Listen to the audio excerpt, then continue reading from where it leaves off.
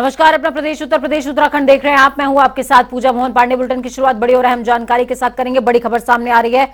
राहुल गांधी ने कार्यकर्ताओं को संदेश दिया है। जोशीमठ से आ रही तस्वीरें बेहद भयावह। उन्होंने कहा कि कांग्रेस कार्यकर्ता जल्द से जल्द लोगों की मदद के लिए पहुंचे। बड़ी खबर, अहम जानकारी आपको दे रहे हैं। बड़ी खबर है इस वक्त की। जोशीमठ से ये तस्वीरें जो सामने आ रही हैं, दरारों की तस्वीरें, उसको लेकर के फेसबुक पर पोस्ट किया है राहुल गांधी ने और कहा है ये तस्वीरें बेहद भयावह हैं। जल्द से जल्द ग्राउंड पर पहुंचे कार्यकर्ता।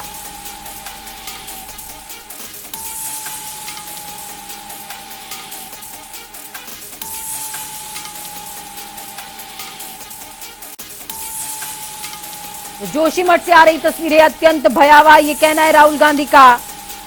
आपको बता दें, राहुल गांधी इस समय भारत जोड़ो यात्रा में मौजूद हैं और लगातार देश से जुड़े, समाज से जुड़े उन तमाम मार्मिक मुद्दों को छूने का काम कर रहे हैं जो सीधे जनता के सरोकार से जुड़े हुए हैं।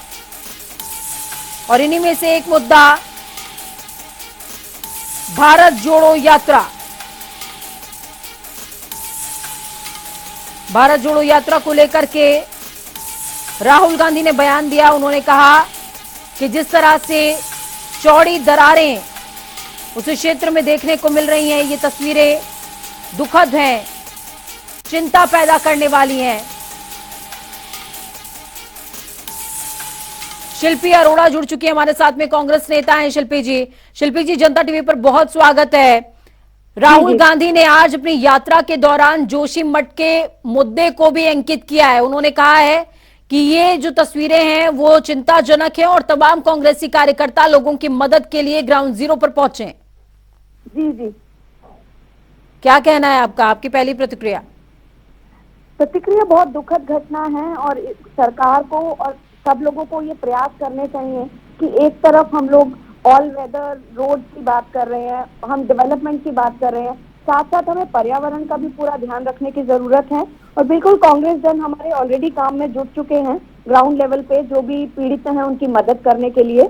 बिल्कुल राहुल जी का चिंता जो है बिल्कुल ठीक है और यही चिंता हमारे, यही मार्गदर्शन है और सभी कांग्रेस जनों का भी यही कंसर्न है कि जो पीड़ित परिवार हैं, पीड़ित लोग हैं वहां पर, उनको जल्दी से जल्दी मदद उपलब्ध कराई जा सके। क्या गवर्नमेंट से आपकी सीधी बातचीत अभी तक हुई है शिल्पी जी? जी, हमारे वरिष्ठ नेता लोग टच में हैं, मुख्यमंत्री जी से टच में है हमारे वरिष्ठ नेता। चलिए, बहुत शुक्रिया हमारे साथ जुड़ने के लिए, अहम विचार साझा करने के लिए। शिल्पी अरोड़ा जुड़ी, जिन्होंने सीधे तौर पर बोला है कि राहुल गांधी ने जो कंसर्न लिया है ये वाकई में हम लोगों के लिए भी मार्गदर्शन का काम करेगा और ग्राउंड पर हमारे नेता पहुंचने की भी कोशिश कर रहे हैं और उनके कष्ट को समझने के लिए, उनके दुख को बांटने के लिए हर संभव प्रयास किया जा रहा है।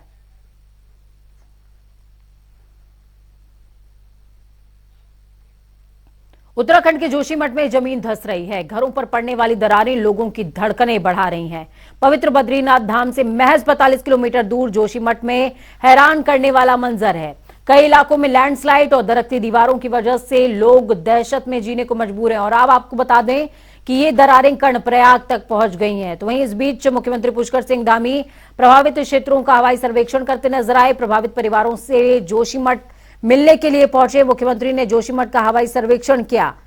उनका साफ तौर पर कहना था कि जोशीमठ हमारे लिए एक महत्वपूर्ण और सांस्कृतिक स्थान है। हमारा प्रमुख मकसद, प्राथमिक मकसद यही है कि सभी बचे रहें, फिर चाहे वो ये शहर हो या फिर यहाँ के लोग।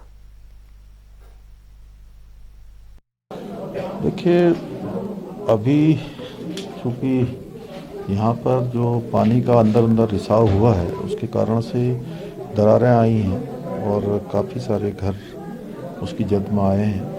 हमारा प्रयास सबसे पहले तो यही है कि सभी को सुरक्षित किया जाए, सबकी जान माल की सुरक्षा की जाए और जो ज़रूरी जो इंतज़ाम है वो करने के लिए हम लोग सभी प्रकार की तैयारी करी हुई है, कर रहे हैं। लोगों को सुरक्षित स्थानों पर ले जाने का हमारा सबसे पहला टास्क है।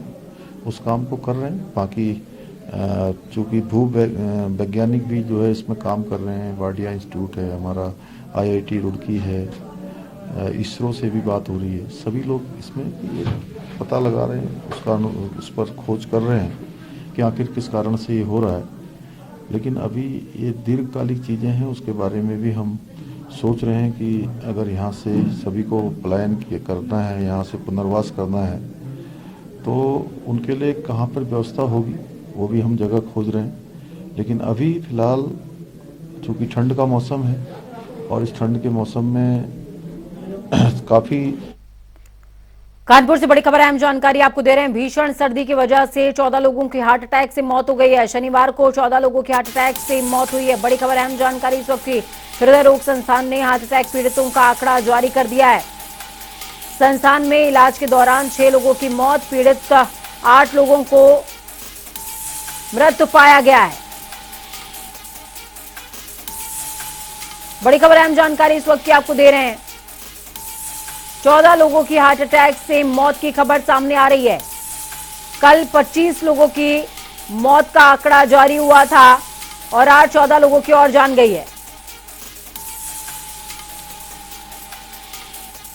चलिए ग्राउंड जीरो का रुख करते हैं। हमारे साथ में डॉक्टर विनय कृष्णन जुड़ चुके हैं। डॉक्टर साहब, बहुत स्वागत है आपका जनता टीवी पर। विनय जी बहुत स्वागत है। जिस तरीके से मौतों का यह आंकड़ा बढ़ता जा रहा है, इसके लिए क्या कुछ इनिशिएटिव मौजूदा वक्त में गवर्नमेंट और साथ में लोगों दोनों को लेने की जरूरत है? सरकार ने हमारे यहाँ एक स्पेशल रोगी सहायता केंद्र बनवाया है और इसके लिए एक हेल्पलाइन नंबर जारी किया है जी। उस नंबर के माध्यम से पेशेंट जो भी फोन करते हैं, कोई समस्या होती है, उनकी समस्याओं का समाधान किया जा रहा है। जो लोग अस्पताल तक पहुंच रहे हैं उनका तत्काल इलाज किया जा रहा है। ये स्थितियां हमारे संस्थान में काफी नियंत्रण में जो भी पेशेंट आ जाता है उसका पूरा इलाज करने के लिए सभी दवा, सामान, डॉक्टर सब कुछ उपलब्ध है और किया गया है। लेकिन सबसे बड़ी बात यह है कि रोगियों को और जन सामान्य को खुद समझना पड़ेगा कि ठंड से बचाव करना उनकी अपनी जिम्मेदारी है।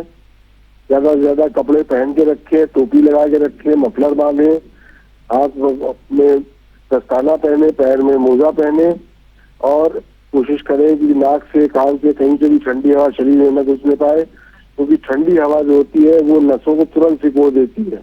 बिल्कुल। जन समाज द्वारा खुद देखा जा सकता है कि जब ठंडे पानी में हाथ डाला जाता है तुरंत हाथ सफेद हो जाता है, यानी कि खून की नसें सिकुड़ जाती हैं। और गर्म पानी में हाथ डालें तो हाथ लाल हो जाता है, तुरंत खून की सारी नसें फूल जाती हैं। तो खून की नसें सर्दी के लिए लेकिन विनय जी जिस तरीके से मौतों का आंकड़ा लगातार आपके हॉस्पिटल में इतना ज्यादा इंक्रीज हो रहा है, इसको लेकर के आप क्या कहना चाहेंगे वो तमाम लोग जो आपको सुन रहे हैं उनसे भी? और क्या हॉस्पिटल में इस तरह की व्यवस्थाएं नहीं है क्या कि इन मौतों के आंकड़ों को कुछ हद तक नियंत्रित किया जा सके? नहीं, इसमें ज्यादातर मौतें वो हैं जो कि बाहर से ब्रॉड डेड आ रहे हैं। हमारे अस्पताल में मौतों के आंकड़े नहीं है ये 18 जिलों से मरीज जो आते हैं उनमें ब्रॉड डेड पेशेंट हैं ये जी। 18 जिलों से आते हैं, सब कानपुर का आंकड़ा नहीं है ये जी। हमारे संस्थान में कानपुर में 18 जिलों से पेशेंट आते हैं। गंभीर अवस्था में पहुंचे तो इलाज हो जाता है, तो अपने घर में मरने की संभावना बहुत ज्यादा हो गई है। के बाद ये संभावना नहीं रह जाती इतनी। ठीक है, बहुत शुक्रिया हमारे साथ जुड़ने के लिए, हम जानकारी साझा करने के लिए। विनय कृष्णन जुड़े हमारे साथ में, डायरेक्टर हैं ये कार्डियोलॉजी डिपार्टमेंट के। और तस्वीरें भी बेहद भयावह होती जा रही हैं। जिस तरीके से हार्ट अटैक से लोगों के मरने का आंकड़ा दिन ब दिन बढ़ता जा रहा है, ऐसे में जनता टीवी की आपसे अपील कि कपड़े बहुत व्यवस्थित ढंग से पहन करके रखिए, सर्दी बहुत जानलेवा है। खनन से जुड़ी अनुमति और निगरानी के लिए यूपी सरकार के बनाए माइन मित्र ऐप को डिजिटल इंडिया अवार्ड 2023 मिला है। शनिवार को नई दिल्ली स्थित विज्ञान भवन में राष्ट्रपति द्रौपदी मुर्मू ने लखनऊ की मंडलायुक्त और सचिव खनन डॉक्टर रोशन जैकब को ये पुरस्कार दिया है। और सचिव खनन मंडलायुक्त डॉक्टर रोशन जैकब ने इस पुरस्कार के लिए उनका आभार भी व्यक्त किया। माइंडमेंटर ऐप का यह award digital initiative for ease of doing business वर्ग में दिया गया है। उप मुख्यमंत्री ब्रजेश पाठक उन्नाव के बदरका पहुंचे, जहां पर उन्होंने चंद्रशेखर आजाद की 115वीं जयंती कार्यक्रम में हिस्सा लिया। तो वहीं उप मुख्यमंत्री को 81 किलो की माला पहनाकर उनका जोरदार स्वागत किया गया। इस दौरान हिंदू जागरण मंच ने आजाद जी की प्रतीक चिन्ह उप मुख्यमंत्री को भेंट करते वो भी नजर आए। जनपद मुजफ्फरनगर की खतौली तहसील में किसानों की समस्याओं के निराकरण की मांग को लेकर महापंचायत का आयोजन किया गया। इस दौरान किसानों के बीच पहुंचे भारतीय किसान यूनियन के राष्ट्रीय प्रवक्ता चौधरी राकेश टिकैत ने केंद्र और राज्य सरकार की भाजपा सरकारों पर किसानों को बर्बाद करने की नीति लागू करने और किसानों की अनदेखी करने का आरोप लगाया। उन्होंने कहा कि किसानों का संघर्ष जारी रहेगा। उन्होंने सरकार से जल्द गन्ना मूल्य घोषित करने की मांग भी की है।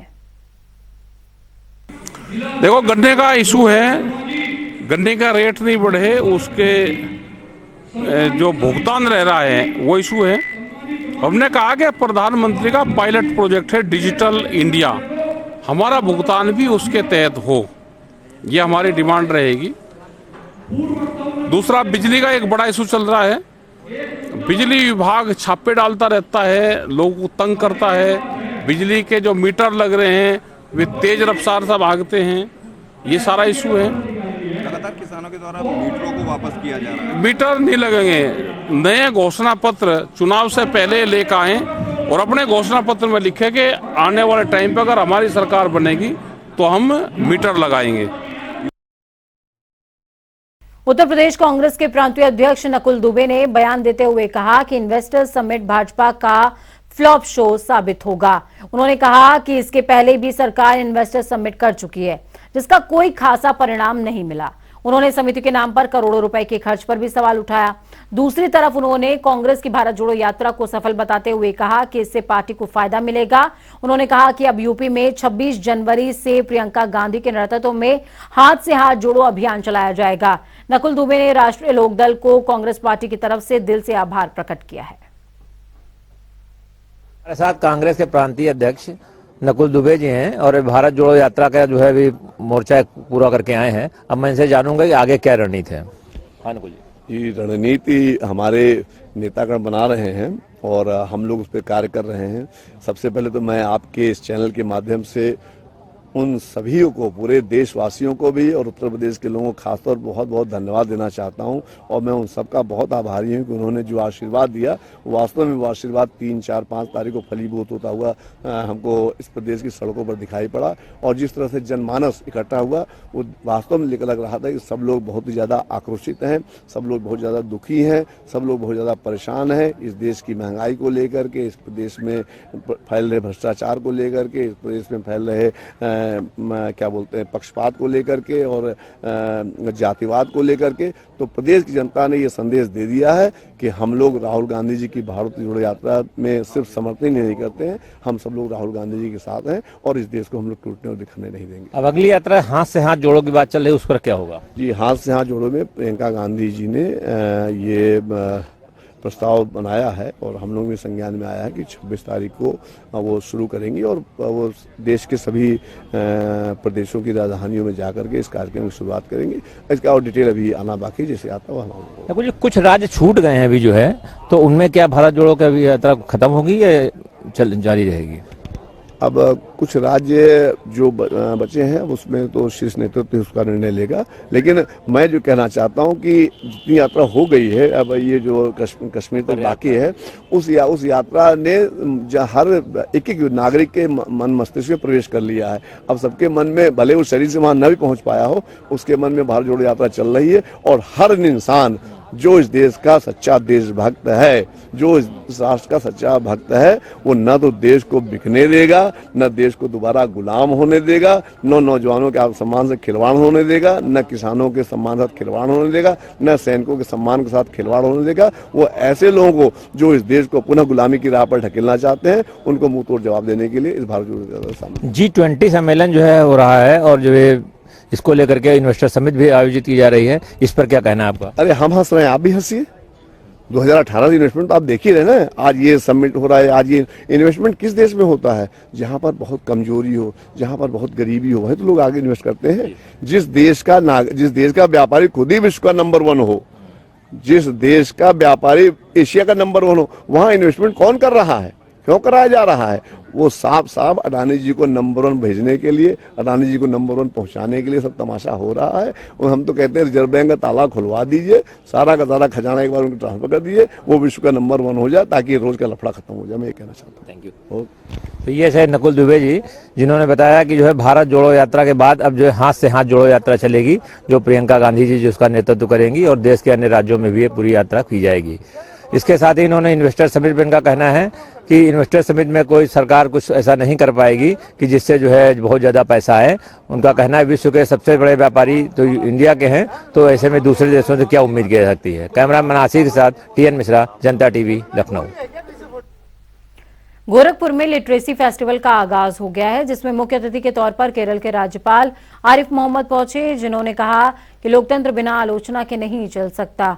आपके हमारे अंदर संवेदनशीलता होनी चाहिए। ये कार्यक्रम 2 दिनों तक चलेगा, जिसमें रंगमंच से लेकर के काव्य और अन्य कार्यक्रम भी प्रस्तुत किए जाएंगे।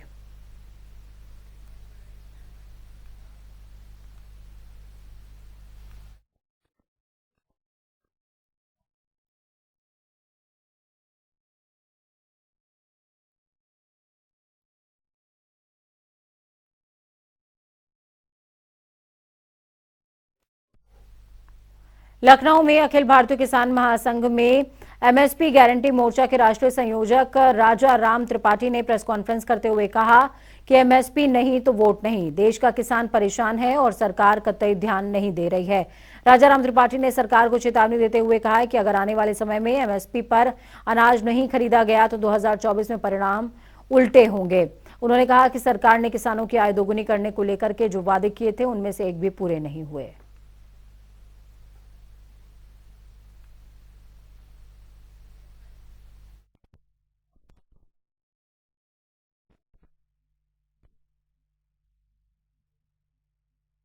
हाल में ही MSP पर एक मोर्चा बना पिछले अक्टूबर में, क्योंकि तीनों कानून जो वापस हुए, वापस होने के बाद भी किसान वहीं खड़े हैं जहां पहले थे। तो यह केवल एक सिंगल पॉइंट, एक ही बिंदु पर यह मोर्चा बना कि MSP पर, न्यूनतम समर्थन मूल्य पर गारंटी कानून एक आए। और इस मोर्चे में देश के 223 किसान संगठन शामिल हो चुके हैं और इसका मुझे राष्ट्रीय प्रवक्ता बनाया गया है। और MSP को लेके सरकारों ने भी कई भ्रम फैलाए, तथाकथित अर्थशास्त्रियों ने भी भ्रम फैलाए। तो MSP को लेके एक तरफ जहां किसानों में भी जागरूकता उतनी नहीं रही, वहीं मेरा मानना है कि प्रबुद्ध वर्ग को भी वास्तव में MSP क्या है और क्यों जरूरी है, इस पे बताना जरूरी है। और लखनऊ को मैं मानता हूं कि लखनऊ की आवाज के पीछे दिल्ली की आवाज चलती है। देश का सबसे बड़ा सूबा और सबसे जागृत मीडिया होने के नाते मुझे लगा मैं अपनी पहली PC देश के लखनऊ से सीखूं, और इसी सिलसिले में मैं आप लोगों से मुखातिब हूँ। और प्रजातंत्र में सबसे बड़ी महत्वपूर्ण भूमिका मीडिया की है, और सबसे बड़ा जो वर्ग है 70%, जो पूर्व CM रमेश पोखरियाल निशंक उत्तरकाशी पहुंचे, जहां पर उन्होंने कार्यकर्ताओं के साथ बैठक करी। तो वहीं समाज कल्याण विभाग ने दिव्यांग शिविर में वो पहुंचे, जहां उन्होंने दिव्यांग जनों का हाल जाना। इस दौरान उन्होंने गंगोत्री विधायक के साथ दिव्यांग जनों को उपकरण भी बांटे। इस मौके पर उन्होंने कहा, भारत सरकार और राज्य सरकार दिव्यांग लोगों को लेकर लगातार काम कर रही है। तो वहीं समाज कल्याण विभाग ने 200 से ज्यादा जीवन सहायक उपकरण दिव्यांगों को वितरित किए हैं। बहुत खुशी है कि जिला प्रशासन ने, समाज कल्याण विभाग और कानपुर से आए जो आयकर विभाग के कमिश्नर और जो हमारी समाज कल्याण विभाग भारत सरकार का जो कंपनी है जो दिव्यांगों के लिए उपकरण बनाती है, वो सारे लोग आज उत्तरकाशी बस पावन धरती पर यहाँ पर विकलांग शिविर लगा है। और इस विकलांग शिविर के माध्यम से उन लोगों को जिनके पाँव नहीं है, कट गए हैं या किसी कारणवश जो है वो परेशानी में है, उनको पाँव मिलेंगे। जिनके हाथ नहीं है, कोई कठिनाई है और ज़रूरत है कि नहीं उसको हाथ लगाने हैं, उनको हाथ मिलेंगे।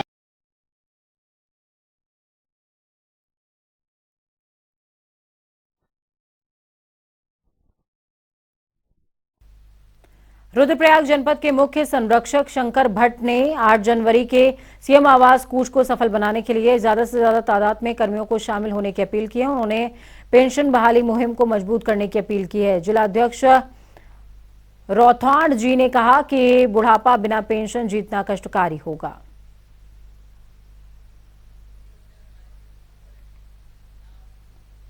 देहरादून के उत्तरांचल प्रेस क्लब में सीएम धामी ने क्लब के अध्यक्ष अजय राणा, महामंत्री विकास और नए पत्रकारों को पद और गोपनीयता की शपथ दिलाई। इस दौरान सीएम ने कहा कि राज्य सरकार प्रदेश में विकल्प रहित संकल्प को लेकर आगे बढ़ रही है और पत्रकार साथियों से राज्य के विकास में सहयोग देने की अपील करती है।